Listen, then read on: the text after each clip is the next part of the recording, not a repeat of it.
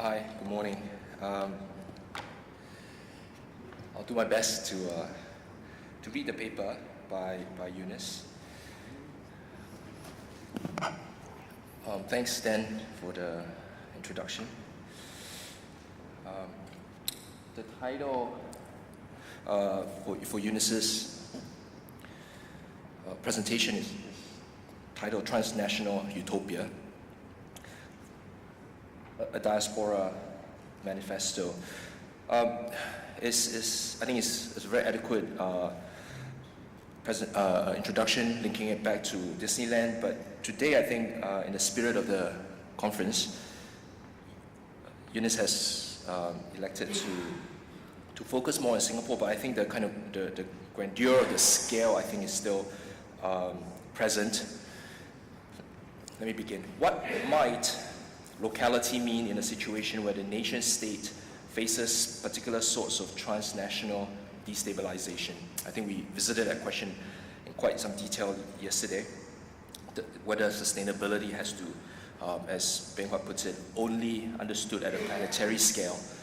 And now, and even in my suggestion yesterday, I wanted a lot more to deal with the kind of anthropology, the labor, the people in the midst of all the numerics and all the quantifiable technological questions.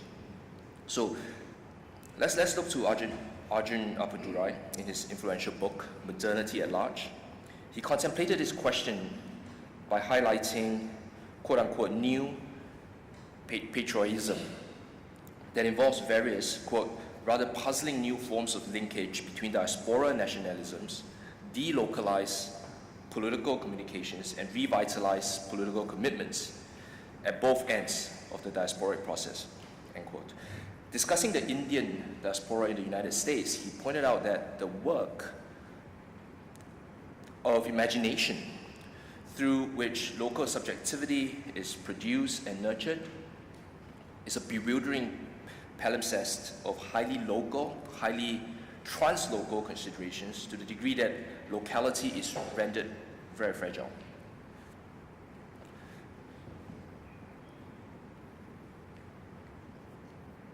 Diasporas, he wrote, are changing in light of new forms of electronic mediation. Projecting into a post-national scenario, philosopher and sociologist Jürgen Habermas put forth the question of a society that is capable of democratic self-control, self-realization beyond the framework of the nation-state. Seeing that the pressure of denationalization in the context of an economically driven world society was already becoming a plausibility via a system of supranatural national institutions and intergovernmental negotiations between member states, ASEAN, EU being some of them. He asked, what would a political response to the challenges of post-national constellation look like? Habermas alludes to the fact that increasingly interconnected regimes, as I said, ASEAN, for example, are enough to show why the fundamental action between foreign and domestic policy is growing increasingly blurry for nation states, and why diplomacy increasingly overlaps with culture or with foreign trade policies. In formulating a platform for this talk, this one might call a Singaporean diaspora, there is some autobiographic glimpses of this in this short essay. I invoke the dual conception of the transnational and the post-national. If the practices of the transnational citizenry, one that navigates between cities, inhabit the imagined multiple worlds that are constituted by the historically situated imaginations of persons and groups spread around the globe, one could see that this Singaporean diaspora could be a figure, a new citizen, a new figure of a post-national future of Singapore. To what extent can the activities, the actual, virtual, those that are not even physically present on the island nation state, be reciprocal or even participate? How can they even be part of this imagination or be even a relevant candidate to address this in today's talk, today's session? For those who reside beyond these physical confines, Eunice being one of them, This question of the island scale, various time scale, how does one participate in the socio-political life of the city, they are all highly problematic. And it is useful to revisit this, as Dan put it, a decade ago paper that was written in response to a similar kind of question. That forum was titled Post-Traditional Environments in a Post-Global World. Very jargony. And there are 6 aspects, and again relating to different scales of a city, and also invoking Disney perhaps at the scale of an enterprise, and also as a kind of corporation that behaves a little bit like a that can dialogue with states and so on, and change infrastructure within city-states. There are 6 points that can be discussed here. The first will be island. The second, garden city. Third, housing. Fourth, leisure, which is linked to number 5, which is travel. And last but not least, the question of technology, which I think was already foregrounded quite a bit yesterday. The technological, I think, assumes that there are participants, that is us, and there are terms like the endo-colonials that can be used perhaps to help frame this picture. The 6 points, I think, cannot be discussed in a very even-handed way today, given the nature of time, so I think I will skip over 1 or 2 points. So if you can bear with me, I think the slides, I might have to advance them quickly. The first one, island. As of June 2012, it was reported that over 200,000 Singaporeans are living overseas, and this constitutes about 3.7% of the population, which was about 5 million. This marked a 27% increase since 2003, so there's a trend here. However, what these population figures do not reveal is the virtual citizenry that identifies Singapore as home. Based on responses within unmediated cyber forums worldwide, displaced Singaporeans tend to see themselves as heartlanders, overthrowing the convenient and rhetorical binary of heartlanders versus cosmopolitan. We're familiar with this trope. For the international community of Singaporeans who tend to escape accountability by official senses, they traverse global spaces as intellectual academics, financial institutions, bankers, as well as self-created creative arenas. They operate within these fields. Multiple other configurations have and are still forming within these interstitial spaces of state control. At present, the island's LGBT population identified as utopians, quote unquote, is almost equal to the number of overseas Singaporeans. And most recently, reports on the presence of a prostitution network dwelling on public housing estates throughout the island once again calls into the question HDB's housing as a stronghold of the heartland, because it doesn't seem like those are the boundaries anymore. Meanwhile, the island is duplicating itself somewhere else in Andhra Pradesh, South Indian, Sabana International Consultants projects, for example, Jurong International. They're helping to develop master plans ashore. They've been tasked to export their expertise, as it were. They will transform swaths of farmland and non-farmland into modern cities, in high density, with great social amenities like Singapore. In a new capital of Vijayawada, a Singapore-based realtor company is planning a 500-hectare amusement island called none other than Sentosa. Amid overlapping commitments, the identity of the mobile, the flexible citizen, to borrow that word, emerges as a wandering agent carrying superior technical knowledge, capable of transforming his or her surroundings. It appears increasingly that these efforts bring Singaporeans overseas home. Yet the question of home and what coming home entails is a big question.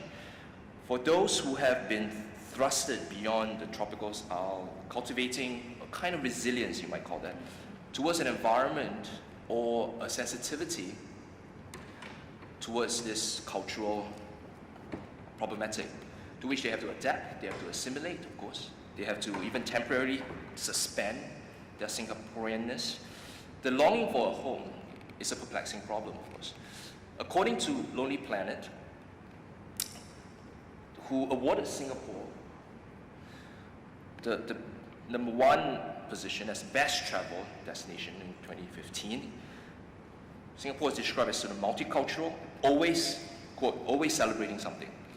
This award came very soon after the country was declared the world's most expensive city in 2014, according to the Economic Intelligence Unit, EIU, beating Tokyo, beating Mumbai, beating a number of these important cities.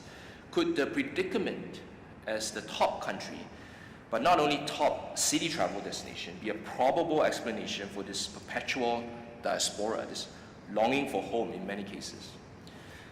The best thing, after all, usually comes at a price, said the award committee. To put in perspective, Singaporeans, or Singapore's paradoxical invention maybe, of home, akin to nation, we can perhaps contemplate a number of these in the other items to follow. Now, there is a section called Garden City. I think this is a very familiar one.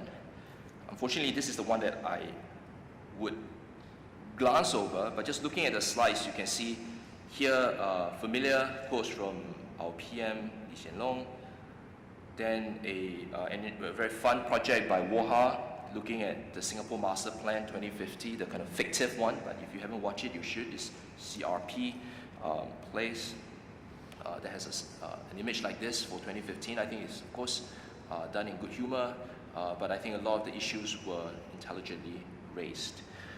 I'll glance over Garden City as that scale, as that question.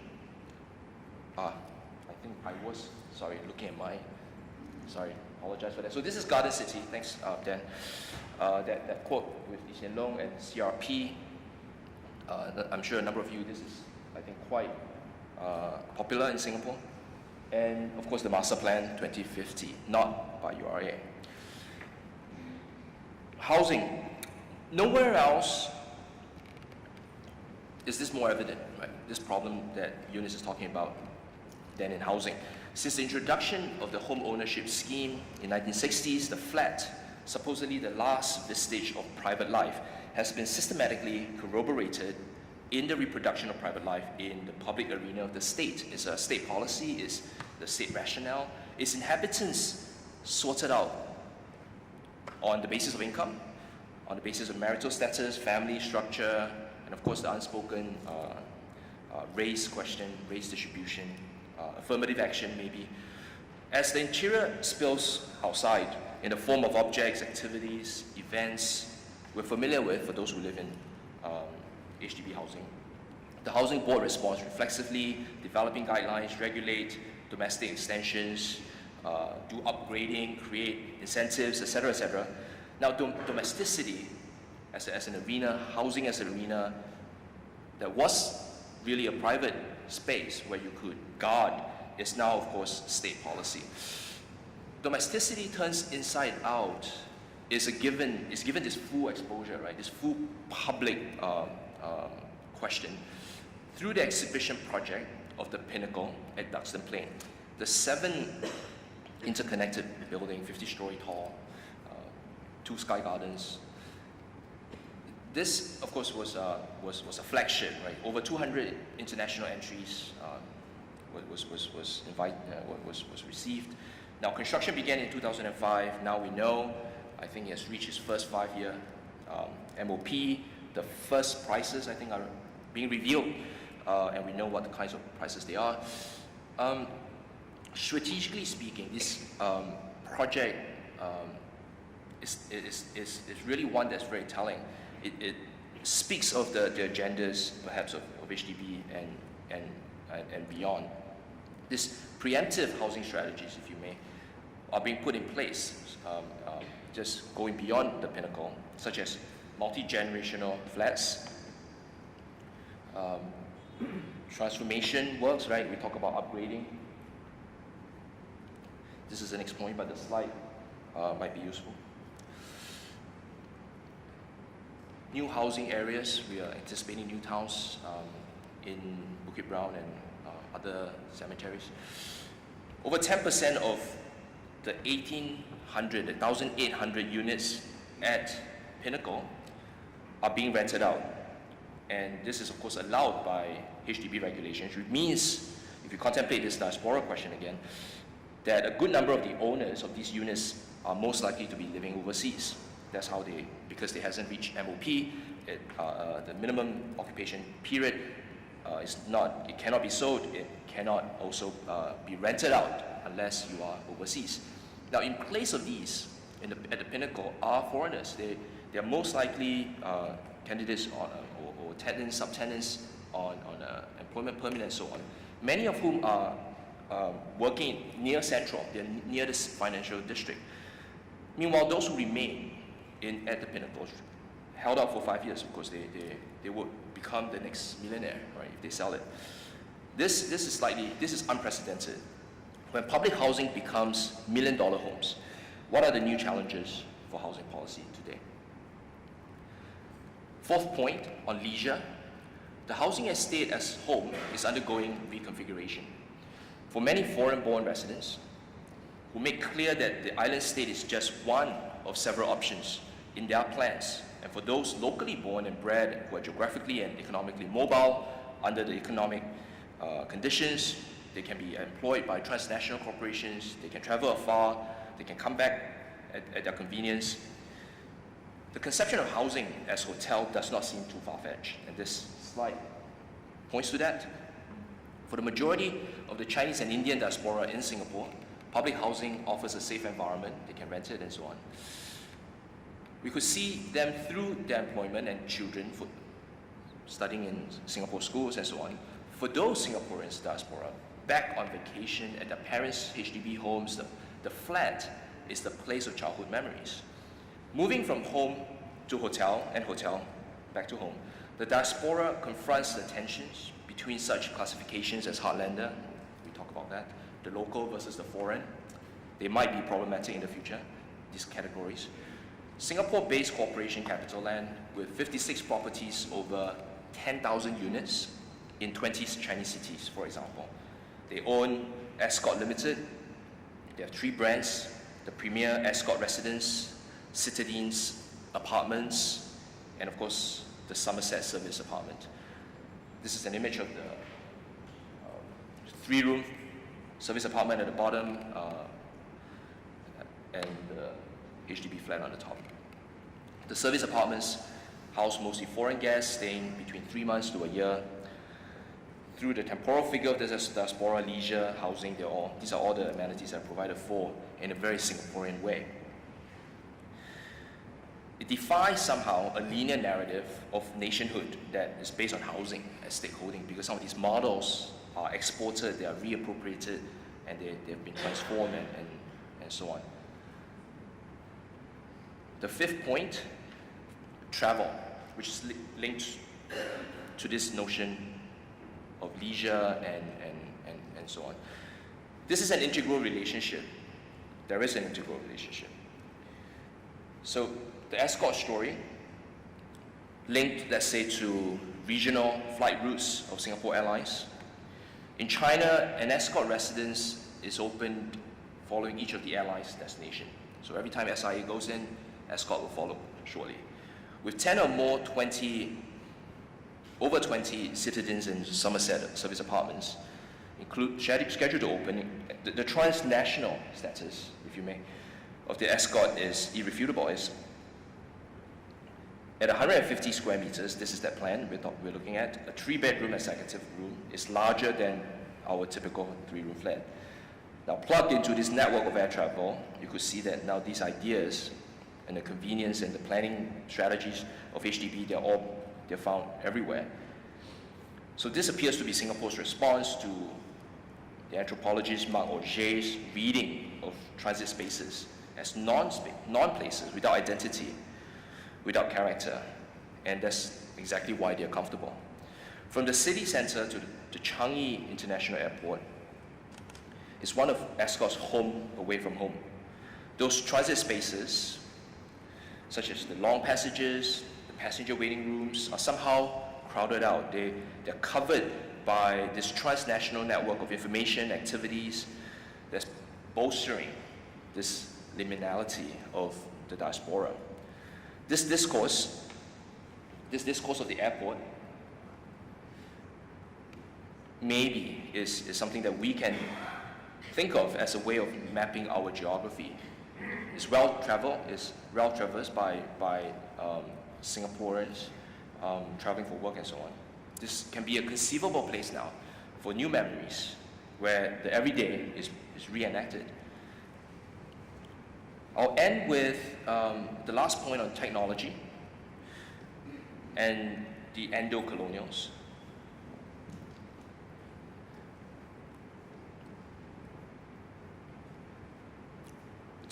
By reflecting on what recently happened in Hong Kong. Confronted with new social contingencies, especially the rising discontentment among the youths in Hong Kong,